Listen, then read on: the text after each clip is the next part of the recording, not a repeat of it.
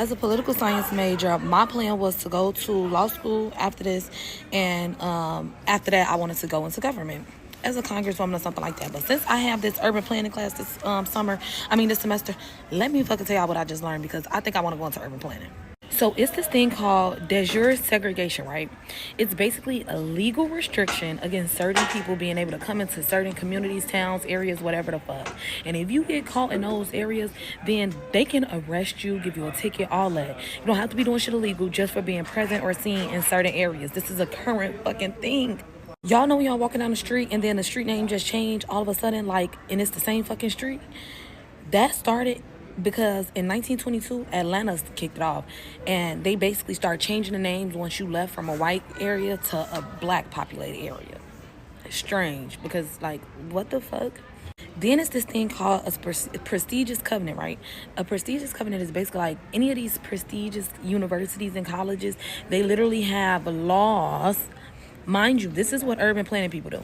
They have laws against people of certain ethnicities owning property around these universities, Yale, Harvard, all of them, and more. The list is long, trust.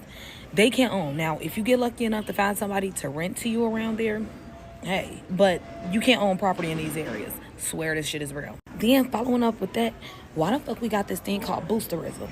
It's these lists that tell a statistic of an area or a town or whatever, a community, and it includes the percentage of certain races there, the type of income these people have in this area, the medication that they use, the facilities around them, like medical facilities, things of that nature, the parks that's around, even babysitters. This stuff is documented, and people use this to decide. Y'all know what type of people I'm talking about, to decide what areas they're going to live in. Mind you, if you didn't know, the placement of our highways are literally placed there to separate black people from white people in certain areas, good areas, quote unquote good areas. And when you see changes that you may think are small, they're big. Like the fact that you can easily access public transportation in the inner city, but when it comes to the suburbs, they rarely have any buses or trains. I'm good. I hope you're doing good today. Or even y'all know how we used to have regular bus benches in the city, in the inner city. We don't have those no more, and instead we got the metal ones. Instead of the wooden ones that was full benches, we got the metal ones with sectioners off on there because they don't want homeless people sleeping on the bus stops. Mind you, they're changing bus stop benches and then not making more shelters or a livable, affordable living. Okay.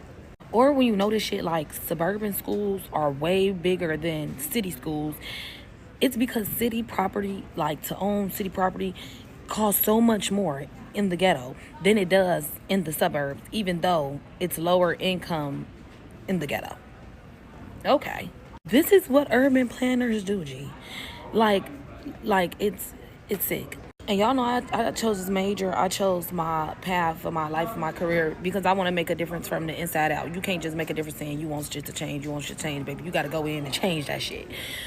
So I've been thinking about doing urban planning because it literally has something to do with everything. It literally does. And race has something to do with everything also. So I hear people oh my God, everything's not bad about being black. Yes, it is, bitch.